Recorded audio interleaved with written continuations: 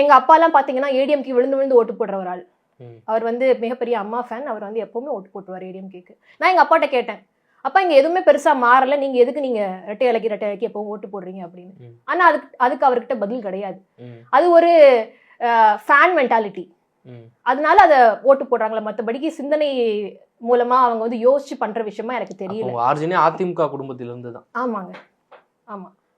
அதன் பின்பு இந்த தமிழ் தேசிய பயணத்தை சூஸ் பண்ண வேண்டிய காரணம் என்ன? நாம் தமிழ்ச்சிக்கு ஏன் சூஸ் பண்ணீங்க? கண்டிப்பா. அப்போ நீங்க பாத்தீங்க அப்படின்னா எனக்கு அப்பவே வந்து அந்த எண்ணங்கள் மனசுல வர ஆரம்பிச்சிருச்சு. அப்போ பாலிடிக்ஸ்ல யார் இருக்காங்க, யார் நாட்டை ஆள்றாங்க அப்படின்னு நான் அப்பதான் பார்க்க ஆரம்பிக்கிறேன்.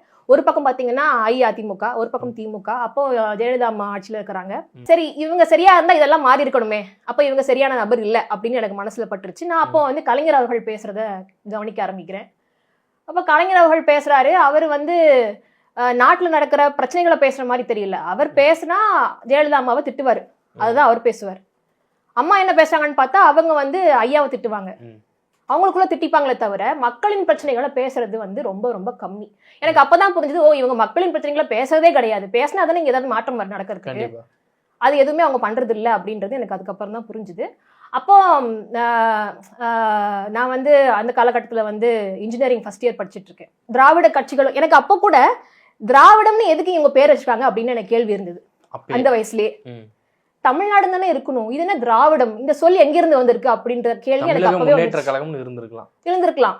திராவிட முன்னேற்ற கழகம்னு வைக்க வேண்டிய காரணம் என்ன, திராவிடம் என்ற சொல்லுக்கு அர்த்தம் என்ன, இந்த கேள்வி அப்போ வந்துருச்சு.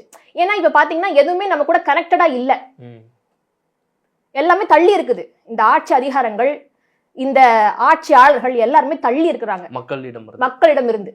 அதனால இங்க தரையில வந்து எந்த மாற்றமும் நடக்கல அப்படின்றது எனக்கு புரிஞ்சுது.